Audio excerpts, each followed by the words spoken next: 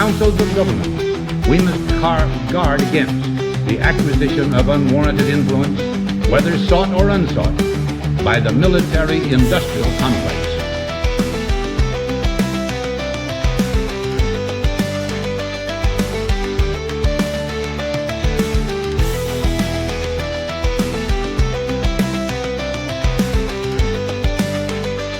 And so, my fellow Americans, ask not what your country can do for you, ask what you can do for your country.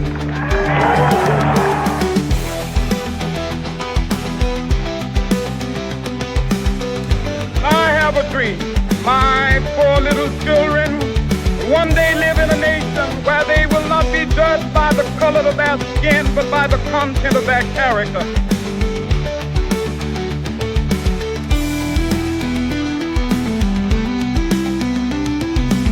General Secretary Gorbachev, if you seek peace, if you seek prosperity for the Soviet Union and Eastern Europe, if you seek liberalization, come here to this gate.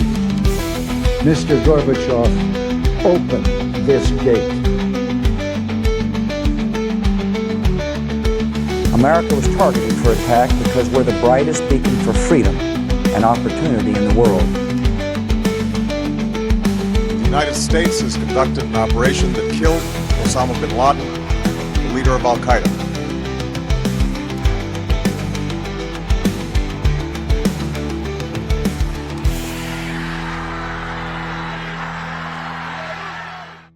All right. So yeah, but that's what irritates the hell out of me. Like I said, I'm not going anywhere. I'm on a roll now, man. I've been trying to get my head in the game to do this stuff anyways. Now I'm doing it. Oh. But no, the fact of the matter is that people irritate the hell out of me because they just take the little clips. You know, I'm not sitting there saying he's like the best thing to do or whatever, you know, since buttered bread. But the fact of the matter is, if you're going to talk about somebody, at least put it in the full context and not the whole content, and not just what strives the narrative.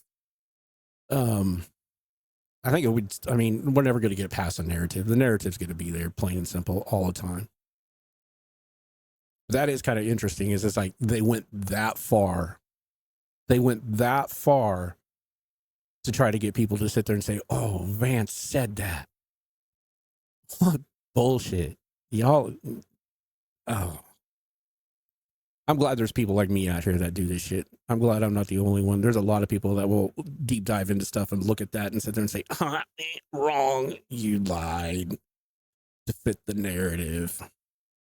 But there was one thing I wanted to talk about too before we head out of here. Like I said, the whole, just kind of like a recap on the stuff we did talk about. I mean, it's, if you want to jump in the political arena, come on in. I mean, it's fun. It can be stressful. It can be entertaining. It can be, you know, but you're just going to have to realize you're going to have a backbone for it. You're going to have to have some scruples. Because of the fact of the matter is, if you're just a TikToker doing dances or playing game content or whatever, and they reach out to you and you say, oh, easy 50 grand. It's not always as easy as, you know, money's not always that easy. There's going to be other things that's going to be stipulated, and you're going to have to, like I said, basically sell your soul to that advertising agency. Just like if you're already part of an advertising agency, you know, you basically have to follow what they tell you to do most of the time, unless your contract states otherwise. But any contracts like that, the reason why even the little minute contracts are crazy. But staying on the term of propaganda, you know, I did kind of find it kind of interesting, you know, that one lady, that one creator was sitting there saying that they were wanting her to spew propaganda. I mean, that's all it is. I mean, this is like the major hub of propaganda that we're seeing right now. And it's crazy because I was doing a lot of research on this today, and I didn't realize back in the 30s, we actually taught kids in school how to look for propaganda in advertising, how we taught kids on how to determine what was right and wrong in back then they just had print advertising. They didn't have TV. So they were shown how to determine what was propaganda. I mean, it was really, really interesting to find out. It's just like, okay, why do we not teach that? And I looked it up. It's not part of curriculum nowadays. They do not teach this in school. And I think it would be so awesome is if they would, if they would teach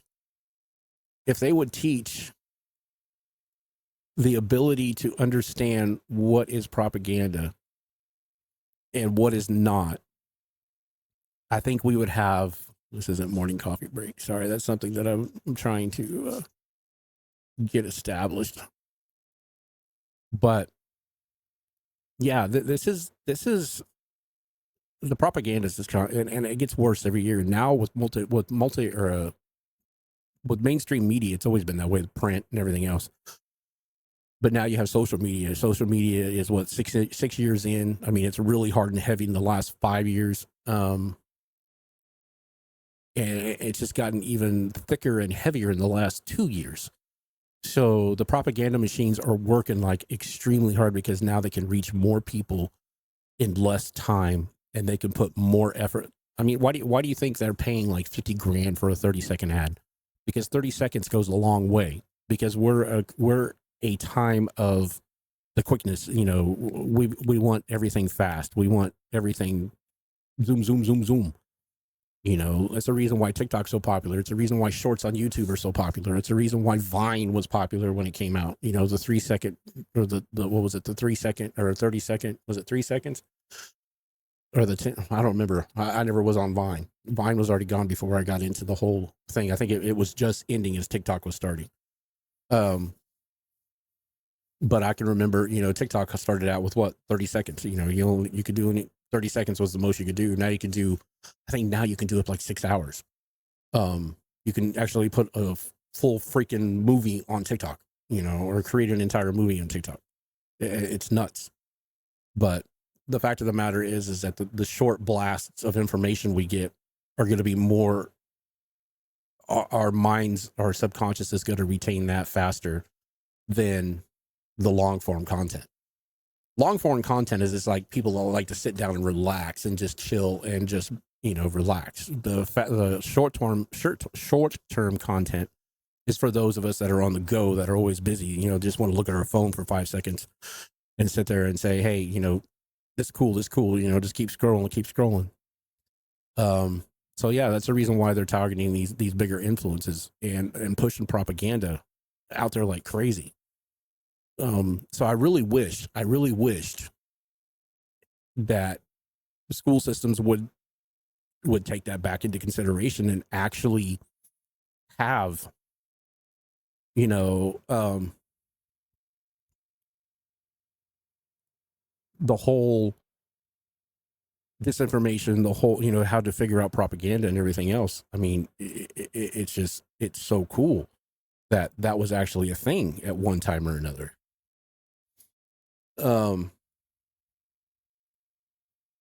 I said, so the fact of this is like fighting disinformation with media literacy in 1939. That's what they called it. They called it, the Institution for Propaganda and Analysis. It was actually, so in the late 1930s, back when World War I and everything else, they created a Institute for Propaganda Analysis, which was established in 1937 to combat misinformation and promote critical thinking. And what schools do you know promote critical thinking nowadays? None. Zero. They don't want critical thinking. Actually, critical thinking kind of dropped out, like with the Common Core thing. I mean, I'm sure this wasn't like, I'm sure the reason why they did this for the fact of the matter, because of, the Germans and everything else were coming into play. They were sending a lot of misinformation into the papers. They were sending flyers and everything else. They were getting them over here. So I'm sure this is the reason why we had this implemented. But I think we need to implement it today. I think all school children from the time that they understand how to read until they get out of high school. I think this should be a class that is part of reading and literature and everything else, or something, some type of form on how to spot misinformation, how to spot fake ads, how to spot, the word, because I mean, it's all in the wording, it's all in how things are done. You got to understand the political climate. You got to understand. I mean, I think if more kids would realize that once they got into that type of realm of understanding mentally, I think a lot of things would be different. And hopefully with this new generation, I've seen a lot of posts and a lot of people talking about, they think this new generation's like going to be new. That, what is it, Gen Alpha? Basically millennials kids or Gen Z's kids and stuff like that. The new Gen Alpha. And I've kind of noticed that around here. It's just like in the neighborhoods and stuff like that. The younger kids are out playing more now. They're out doing things outside more now. They're not locked into their iPads or their telephones or anything else, but they're actually outside riding bicycles. I mean, it was in the last year, I've noticed that a lot, so the fact of the matter is, I think kids are starting to realize that this stuff is not interesting to them anymore. So maybe the whole idea of creating an understanding with them growing up on how to determine what is fake, determine what is right, and to let them make the decision on their own, I think will bring us back into the elections of back in the days of the 40s and the 50s and the 60s, because everything changed like around 1960. Everybody I've talked to, everybody says the same thing. Everything changed like in the 60s, like late 50s, 60s, and then it just kept getting worse as it went down the road. So the fact of the matter is that implementing something to put into schools to teach kids how to, determine what is misinformation. Says 3 ways to deal with propaganda. First, to suppress it. Second, to try to answer it by counter propaganda. And third, to analyze it. Says journalist turned educator Clyde Miller said in a public lecture in Town Hall in New York in 1939, at the time faced with global rise in fascist regimes who were beaming propaganda across the world. They're talking about Germany and all of them, because this is the days of like McCarthyism, the red power, the red baiting, Stalinism and everything else was coming into play. So in response to the growing problem, Miller, who had been a reporter for the Cleveland Plain Dealer, founded the Institute for Propaganda Analysis in 1937. To get the institute up and running, Miller got a $10,000 grant, which 1937, $10,000 is probably damn near worth maybe $500,000 probably by now. So that's about how much, I mean, it's just crazy how much inflation's gone over the years. But got a $10,000 grant from a department store managed by Edward Flynn, who by then had begun making a name for himself as a liberal philanthropist. Based in Columbia Tech College, a staff of 7 people, the IPA devoted its effort to analyzing propaganda, misinformation in the news, publishing newsletters, and educating school children to be more tolerant of racial, religious, and ethnic differences. So see, at one time, ladies and gentlemen, we were actually morally good. What the fuck happened?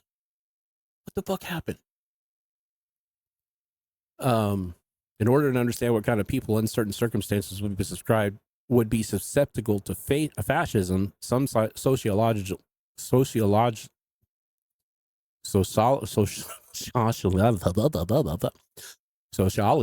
studied personality traits. While it was clear that Germans' defeat in World War I and the subsequent economic conditions, including widespread unemployment, had paved the way for the rise of Adolf Hitler, academic journalists tried to praise just what made the Nazi propaganda so effective in galvanizing public support for the regime. Theodor Adorn produced his famous F scale, which stands for fascist, which aimed to identify individuals more susceptible to the persuasions of authoritarianism. In recent years, I'm sorry, you have to buy my speech and words and me do not get along. In recent years, the research of behavior economist Steiner has similarly examined the way to initiate personality traits coupled with changing social forces can push some segments of society towards intolerance. So in 1937, this was prior to World War II. They were already in the, and this might have helped. This might have helped kept the country on track to beat Germany. You know, you never know. If they didn't put this in play, if they didn't have the ability to understand what was causing, how to counter propagandize something, then we could have been in a lot more serious trouble. And once the war broke out, so the fact of the matter is that they had this in play. Like I said, my question is like, why did it disappear? It says in the 80 years since Clyde Miller first set to tackle this problem to disseminate the propaganda of society has only become more sophisticated and perhaps more ubiquitous. The recent rise of Facebook, Twitter, along with the capabilities of other micro-targeted specific particular audience demographics and the ongoing controversies of the 2016 election, among them the prospect that ideologically motivated foreign actors use social media to disseminate false information. And we've seen that. We proved that in Facebook. Facebook was targeted by, the Russians to post fascist propaganda into Facebook to get you to not vote for the candidate you wanted to vote for. That was a thing that was here. And it took, I think, till 2020 for them to understand that it was there. It took 4 years to figure out that, yes, that was actually being done. So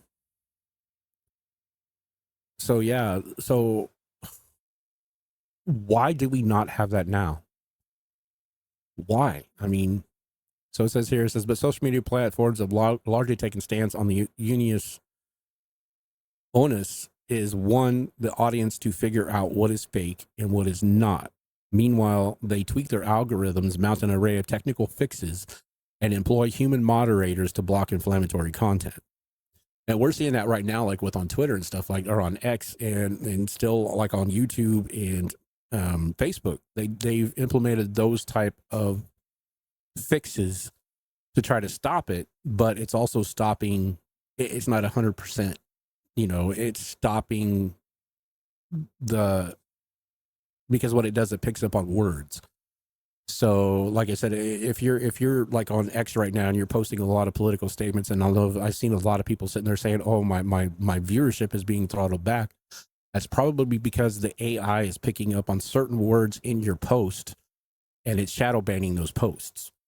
So that's one of the things that it needs to be tweaked. Yes, still free speech. Yes, they're not going to ban you. Yes, you're not going to get a strike, but your post is going to be put at the bottom of the list before anybody else's, probably because of just a couple of words in there. Like I said, I've kind of realized that. It's like when I post on certain people's posts, I like for 3 or 4 days, my viewership is like, blah. My viewership ain't that good anyways, but ever since the algorithm changed and since everything else the last year, I was hitting an average of 100 to 200, impressions on my videos or on my posts. Now I'm only getting like maybe 30 to 50, unless I hit just I hit a comment that just goes viral. But this is a thing, it's still ability to go out there. So it's like, so why are we not doing this? My question is like, why are we not doing this?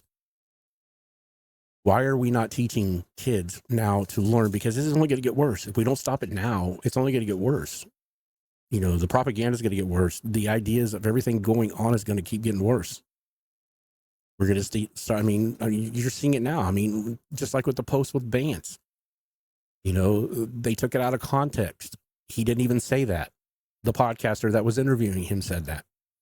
That's propaganda. When you take something and you put it into a post or anything else to form an agenda to try to get somebody to believe one way or the other, that is propaganda. When you get content creators and influencers to sign contracts to say something they don't believe in and they're doing it just for the money. But now they're locked into saying that they can't say anything different. They can't tell you where they said it, why they changed their mind. They can't do any of that. That's paid propaganda, 100%. So the fact of the matter is that we at one time, 1937, we were promoting critical thinking in schools.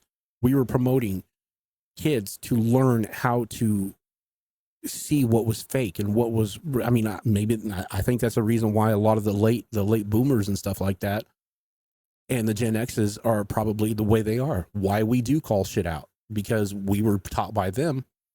We just had, the Gen Xers kind of like, I think the Gen Xers kind of like the last part of the Gen Xers kind of like fell off the wagon. And I think that's the way there's a lot of age gap between understanding and knowing what we used to do. You see it all the time. I know 90% of it's for content on TikTok, but you do see the realization of Gen X and millennials and Gen Zs on TikTok, how the difference between their way of life and their way of upbringing was.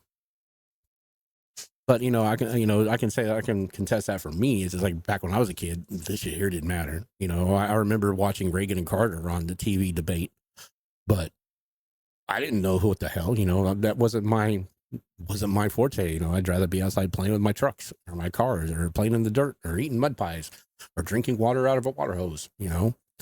That was what we did. So, and I'm kind of late in the game when doing this, but I'm doing my due diligence. I'm trying to figure out as much as I possibly can to figure out this crazy ass arena. But no, this is kind of something that's just like I said, I'm not one way, or I'm not pilled either way. I'm not red pills. I'm not blue pills. I go with my gut. I go with what I feel is going to be beneficial to the outcome of our country. And I believe that we are definitely in a propaganda state, 100%. But, sorry, I just had to check Rumble. I don't know if the messages are working right or not. Let's just see.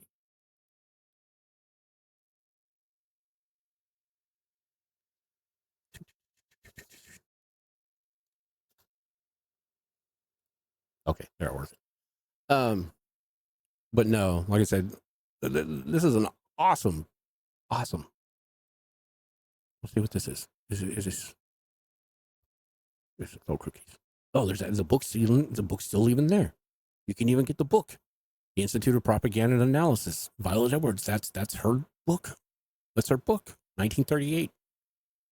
So why are we not using it? Why are we not using it? I understand there might be some. Oh, look. 345 miles away. I ain't driving that far for a book. But the fact of the matter is that the book's still out there. The information is still out there. The ability to do it is still out there. I just think we need to do it. Plain and simple. Plain and simple. So yeah, that's just, I thought that was very interesting when I found that today. It's just like, there was a way in the 1930s, no less, 1930s, when all they had was print and radio, and they were already teaching their kids to be careful because they knew of the dangers of Hitler. They knew of the dangers of Mussolini. They knew of the dangers of Stalin. They knew of the dangers of all of those corrupt leaders from over there, that they were trying their best, because the Germans created one hell of a propaganda war machine, just like during Vietnam, the North Vietnamese created one hell of a propaganda war machine. They had Hanoi Hannah. They would make recordings constantly, and they would play it back to back to back to back to back in their town squares over loudspeakers. And then, just basically trying to, because it's repetitive. When you start hearing things repetitive, when you start doing things repetitive, it locks into your brain, and certain words, as a psych major, I understand this. There's certain words that people can say that trigger feelings, that trigger emotion, that trigger, you know, the way you think and live, eat and breathe, everything else. There are certain words that trigger it and there's certain emotions. I think what's going on right now, I mean, I really don't think Trump's using propaganda. I really don't. Could, you know, we'll find out how his new campaign managers come on. If it's true about him getting rid of his campaign managers, we'll see how well they do with combating, you know, the information and stuff being put out there.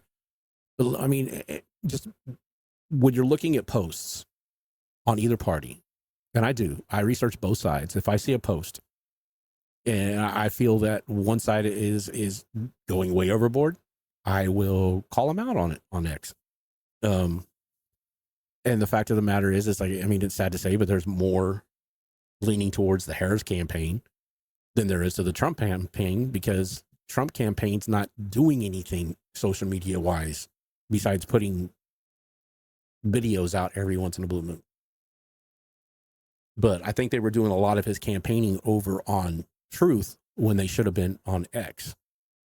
So hopefully the whole idea of him being back on X, he can keep his cool and not, you know, start spouting rhetoric and hate and discontent and stuff like that. Then he might have a chance to bounce back from this. But the idea that they're digging at, and they're going to try to find everything. It's like I said, everything that you're seeing about Vance is all from 2 years ago to 4 years ago, you know. And like we just seen in that one video, when I read the highlights of it, it wasn't even Vance that said it. It was the podcaster that said it. The only thing Vance did was said, "Yep," you know. And his whole comments on, what was it, 2-3 years ago when he said about the cat lady thing, you know, that was a 2 year ago post, or a 2 years ago post. People can change their perception and their ability to think. Like I said, there's all of us have done it. All of us have said something 3-4 years ago that we, you know, may have posted on X that, you know, people might come back and haunt you with it. You know, just depends. I don't know. I'm sure there's something out there that I posted. I mean, but the fact of the matter is like, this is a day and age that everybody has receipts, but the receipts they only collect usually only depict the agenda they're trying to fight. You know, going back to like the whole, you know, some of the things that just went on here recently in the creator world. You know, we didn't get the whole stories. We only got the pieces that was the propaganda that was being produced to play on the emotional side of people. You know, the whole story, the whole truth and everything else never came out, still hasn't come out on a lot of things. Will it ever come out? Probably not. Because like I said, you can't have a crime. I mean, you can have a crime without a victim, but usually the victimless crimes, most of them are usually, or not victimless crimes, but crimes that the victim doesn't come forward. It's usually not a big thing to them, or they don't want to rehash it again. So, I mean, it's one thing you got to realize. Propaganda runs the internet. Propaganda runs social media. A couple more things before we bounce out of here. I appreciate you guys hanging out with me. If you guys have any questions or whatsoever and you want to know anything, just type it in the chat. You can DM me personally, private message me here on X. Leave a comment on Rumble if you're over on Rumble. But also, if you guys want to contribute, if you want to be a part of the show, DM me on X and we'll have a conversation and see what we can come up with. Because like I said, I'm all for having different forms of opinion and different, but that's just it. These are opinions. These are conversations. These aren't debates. These aren't argument, even though me and Gunn kind of like, we get heated debates going. But you have to realize it's like everybody's opinion counts. Everybody has one. And when you leave, you can't be butthurt about it. You can't rage quit. I don't want rage quitters. I want somebody that can contribute and come back and contribute again. So if you're interested, when you have topics you want to talk about, or if you have something politically, when we talk political stuff, if you want to talk about, DM me and we'll talk. But thought there was a couple other stories. I mean, we all know, we've seen the whole thing with the UAW suing Trump and Elon. I also looked up kind of too. I kind of did some research and stuff like that on the whole UK situation and everything else. Their laws aren't our laws here in the United States. Yes, we can possibly violate laws over in the UK through social media, through their digital streaming act or whatever it is, their social media act. But there's a lot of red tape they would have to go through before they could arrest you and detain you and send you back over to the UK for extradition to, there's a lot of financial and time involved in that. So with Elon, if y'all remember, Elon Trump made a comment, about those strikes, I'm glad, Elon never fired anybody that was on strike. The only strike that Elon's been involved in was in Tesla. I think it was back in 2021. And that was over in Sweden. So the UAW has nothing to do with Sweden. Their only dealing is here in America. So, and the whole thing about, I know they were sitting there trying to sue him, saying that they were looking at it as an incitement. I love how they use that word. Everybody says, oh, he's inciting. He's inciting. But do you realize when you say shit on the internet and you cause more people to be negative against something, that's an incitement as well, so you're just as guilty. So when you throw threats out like this here to people to, pressing charges or suing or whatever, you're basically causing an incitement, because now the followership of those people are going to get pissed off. And there is some crazy ass people out there that will do more things than just keyboard warring. So you're inciting. So you're no different. But yeah, so that was that whole thing. So United Workers Union filed an unfair labor practice charges against Republican president nominee Donald Trump and Tesla CEO owner after the two discussed on social media about Musk supposedly firing striking workers. He never did. From what I can find, I've never found anything to where he fired striking workers here in the United States. Now, the strike, the only strike that I seen that he was a part of was the Tesla strike in Sweden.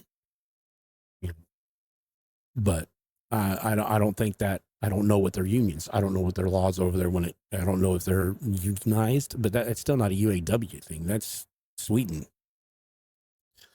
But just because they have national in their title doesn't mean they're like worldwide. They're just people put national in everything. The union alleges that both men interfered with workers who may want to exercise their right to join a union. How?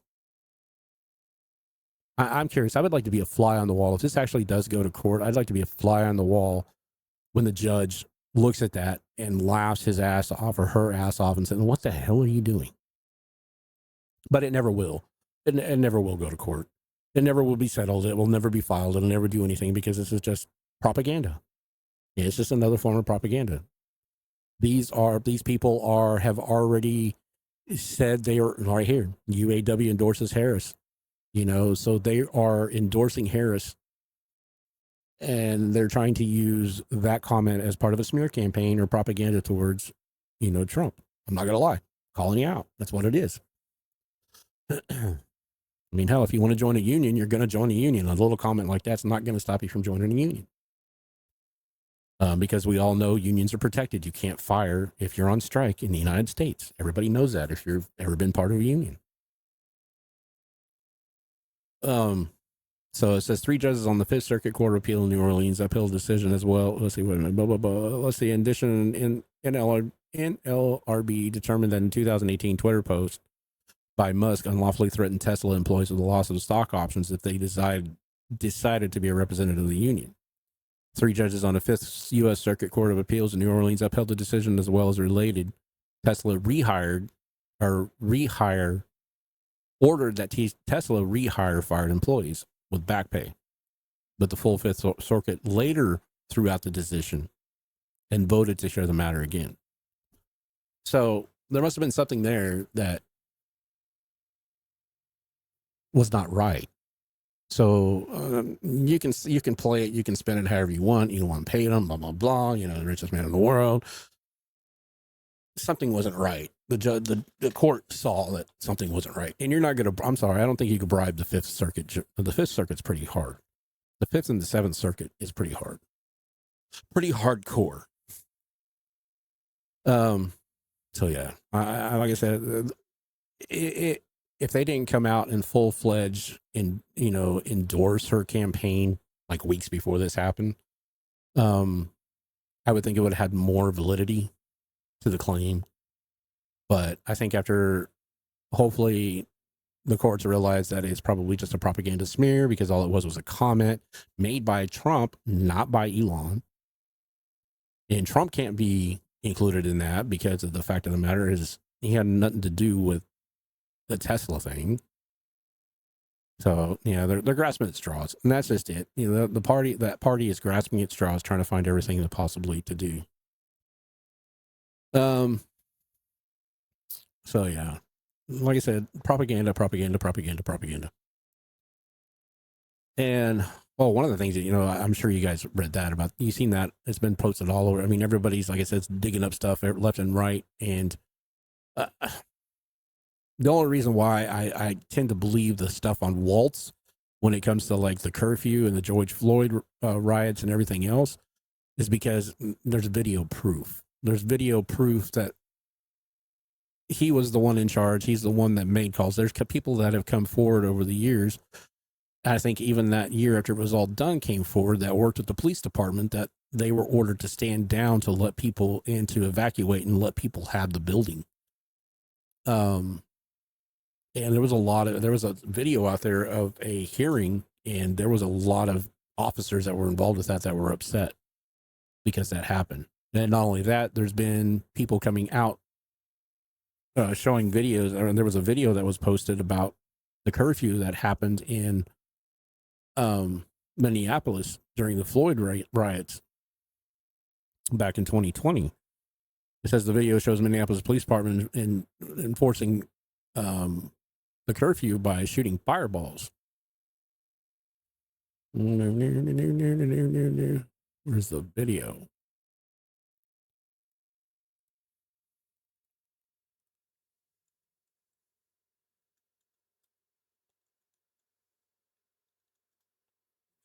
Pull it up. Yep, here it is. So, like I said, you got to take it back. This was from 2020. This was during the George Floyd riots. They issued a curfew for Friday night and Saturday night. You had to be in your house. You had to be in your house by 8 p.m. and I think it was like 6 a.m. You couldn't be out. You couldn't be out walking the streets. Now, there was a brochure or some type of pamphlet handed out to him, said that you could be on your property, like on your front porch, but you couldn't be past your front porch, which I would think is like, okay, it's my property. I can at least be on my property. But anyways, the cops went through enforcing the curfew. Now, whether this was ordered by Waltz, not 100%. Don't know. Can't find nothing. But I'm sure, it came down from that. I don't know if it's Waltz to blame or if it's the department to blame. I mean, the department got blamed, but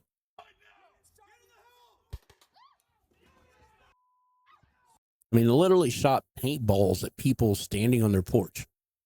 And people are like in the comment section, it's like, well, they did order them to get back inside. That's not the point. If you're given a pamphlet that sits there and says, hey, you can be on your front porch, then the officers overstepped their bounds. But 100%, no matter what it was, by shooting paintballs at you. So I really hope, I'm not going to lie, I hope that officer was a little disciplined for that. Because, that was the whole thing that caused the riots, is because we had undisciplined officers that went AWOL, or not AWOL, but went ape shit over arresting. And in their defense, I don't know I wasn't there, so I can't say exactly what happened. You only hear what you can only determine and make assumptions about what is being told to you on media and everything else. But the fact of the matter that there was, unnecessary force caused by training due to the fact of the way they detain people when you put them on the ground. Yes. I mean, even when I was, hanging out, I always thought that, because every officer is taught that. You put your knee on the back of their neck, that keeps them down, because you can't move. But yeah, there is a chance of going too far. And I always thought that was, even in my security training and stuff like that, we use that control technique. And I always thought it was like way too hard to do, or way too much to do, but there was other ways of controlling. But the fact of the matter is that, you got people like, and some of the other things with Waltz, I'm still learning about him because I didn't know too much about him other than he was the governor at the time of this happening.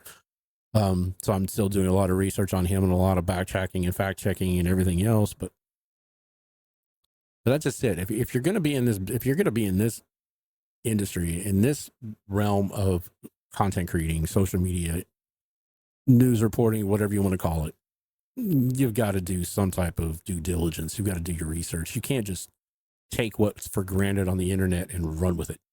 You've got to literally do your due diligence and your research. Oh my God. A couple of other quick stories and then I'll get the hell out of here so y'all can go to bed. But one of them I thought was kind of interesting.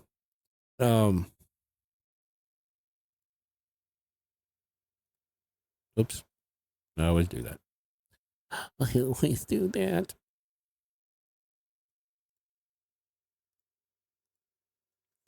All right. So the Netherlands. The Netherlands. I guess this has been around for a while. This has been an idea coming around for a while, but it's coming back up into play. It says in the new Dutch neighborhoods, there will be one shared car for every 3 households. So it says, welcome to Merwede, a new proposed neighborhood in Utrecht. I'm sorry if I'm murdering that. I'm really sorry. Being designed specifically to enhance Dutch biking culture. So this is what they created, a neighborhood. So basically a 15-minute city. I mean, what Gunn was talking about, I guess that would be classified like a 15-minute city. And apparently I can't read anything that's on that page. Let's do this one. All right, so the Netherlands is well known for being an ultimate biking country, and today our pedestrianizing city centers are also the norm in many of the country's urban areas. Named Merwede, the 12,000 person neighborhood will feature 6,000 residential units, as well as a public space, courtyards, rooftop, and focus on pedestrians and cyclists, the public transportation that connects all the parts of the Netherlands. A fleet of shared cars and bicycles will be available to everyone living there instead of one or multiple cars per household. Filling the streets with congestion and parking spaces, Merwede will have one car for every 3 households. This design will transform what is currently a business park full of offices into a complete neighborhood. Each building block will have a courtyard garden, and a new park will be provided a walking area along the canal. Says the firm says it will be almost energy neutral. A specialists are researching how the district can become circular as well, while more than one neighborhood needs to adapt to challenging trends of fast urbanizing world. The design and building a comprehensive roadmap of other urban areas around the world to follow. So, I mean, it's cool. I guess if you don't really have to drive, I mean, if they're having like amenities and businesses, I mean, that's kind of like we have these downtown here where I live. They started building these all over the places, but their condos up above and their businesses down below. I don't know. Maybe that's like the implementation of the 15-minute cities, that everybody's talking about. But I know they're expensive as fuck. and they're not high quality condos, but they're in the downtown business area, kind of like this one was. And like I said, the lower half of the building is all just shopping centers and restaurants. You know, so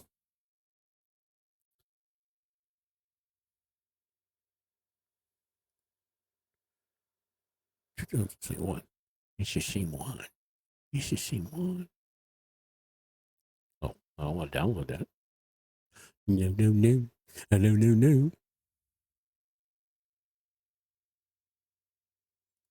So here's another.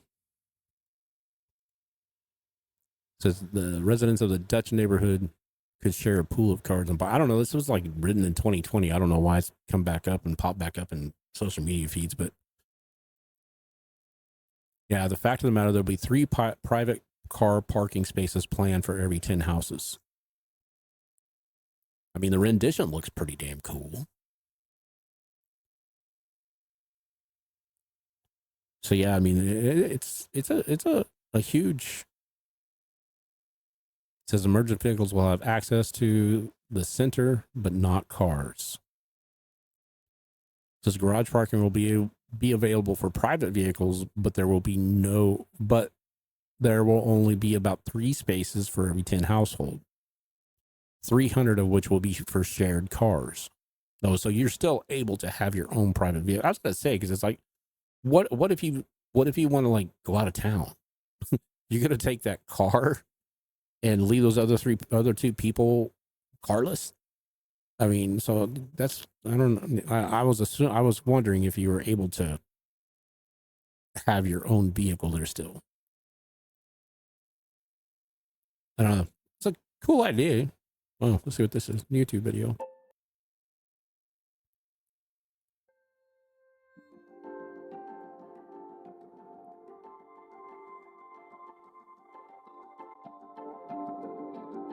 All right, just so you know, I didn't realize until I clicked on it. This is from the WEF. Makes sense. Makes all the sense now.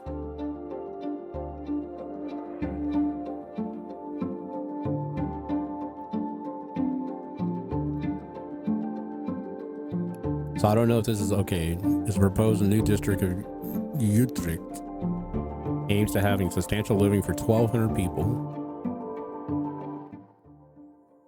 Walls and covered and courtyards, walking distance. It says everything that the resident needs will be in walking distance. So it is the 15-minute city. This is what they're classifying as the new 15-minute cities. Because after seeing the whole WF connection, it's the whole 15-minute cities thing. Makes sense. I mean, if it's affordable, I mean, it would have to be affordable. They could not be affordable. I mean, I guess for you, like I said though, I couldn't do that. You know, that's one thing is like when you get your driver's license as a kid, you want to drive because of the freedom to go wherever you want to go, when you want to go, middle of the night, middle of the morning. If you get a itch to go somewhere, you want to go somewhere, and that's what the freedom is. To me, I think that would be taken away like freedom, the freedom to drive. I don't know. It's an interesting idea though. But like I said, after I seen the whole thing with WEF involved with it, that's a whole new world order type of stuff, and it's crazy. I don't know how that's gonna go because Klaus is like retiring, and I know they're freaking out because they don't know who they're gonna put in charge.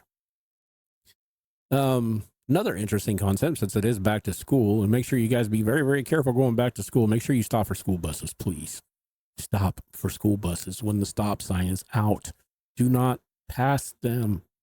I've seen this TikTok. I don't know if you guys have seen it. But there's this TikTok, this place in Florida that this lady, I think last year, set up and was videotaping her kid getting on the bus. Was videotaping. They were parked on a. They had to pull over and stop on a highway or a freeway or exit way or something. But it was like a very heavy, looked like 4 lanes of traffic. but the bus would pull up next to the drop-off point against the curb and put a stop sign out.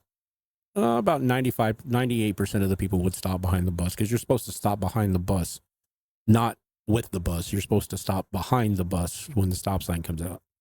And, well, you would have bus runners. Well, she got the idea to get a hold of the local, I think it was like Port Lucia, I think, maybe, Florida. But she would stand out there with her phone and videotape it. Well, she got the cops involved, and the cops would come out there every morning and every afternoon at drop off and pick up. They would have an officer sit there, and I thought it was so cool. And I think that every community, major community, needs to do this, because it would crack down on a lot. But anytime, you know, they made a real spectacle out of it in the beginning. It was real funny. It's just like one car would blow the stop sign, another car would blow the stop sign. You would have this barrage of fucking cops coming out of this parking lot and just pulling everybody over. You know, you would just have you'd have 3 or 4 cops coming out, a couple of motorcycles coming out, and they would just swarm these people and pull them over. And they did, since school's starting back up now, they were starting to repost again, and it started to slow down. You know, so they've made some improvements, so that's a good thing. Because I know me personally, I would be dropped off in the country when I was a little kid. If my bus driver didn't stop me from walking out the door, there was a rock truck that supposedly couldn't stop because of brake issues, flew by and went into the bar ditch instead of going around the other side of the bus, because I'm sure there was traffic on the other side. Blew down into the bar ditch, and if she didn't slam the door on my face and stop me from going out, I wouldn't be sitting here today. So she saved my life. But yeah, it's crazy. It's crazy. Another thing, like I said, back to school. Texas school bans all black clothing, claims it's associated with mental health issues. It says a letter to parents. School officials say that clothing is more associated with depression and mental health issues or criminality, with the happy and healthy kids ready to learn. Let's see, El Paso, Texas middle school has banned students from wearing all black clothing, claiming the color is associated with depression, mental health. Come on, dude. I mean, yeah, I'm not going to wear jeans. I mean, I love black shirts, though. I don't know. Black hides a lot of my insecurities. But yeah, middle school banned students wearing black clothing associated with depression and mental health issues. According to the local news station Fox 14, Charles Middle School sent parents a letter informing them the school's uniform policy would no longer allow students to wear all black clothing. Instead, the school's dress code was rewritten to only allow students to wear khakis or blue jeans. I mean, most major schools have uniforms nowadays anyways, with black or green polos and sweaters. I mean, basically, we put them in uniforms. I mean, it'd be just the same thing.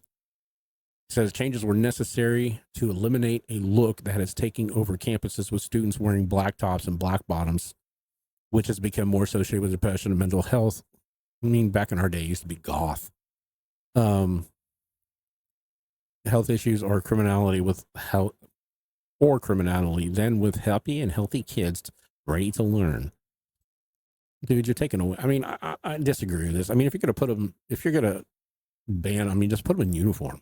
Just make them wear a uniform. But the idea of banning your personality, it goes back to the whole thing that we were talking about before. You're taking away somebody's personality. I mean, if they like black, they like the color black like I do in shirts, then I don't know. It doesn't lead to gain. You can tell these are a lot of younger generation type people. They're not Gen Xers, they're not boomers that are in the school system. It's the younger generations that are thinking that they don't remember the goth days. They don't remember the all black paint, all black makeup and everything else. Those were goth days, man. I mean, I never did it, but I've had several friends that were. I didn't think of them any different. None of them were depressed. None of them were criminals.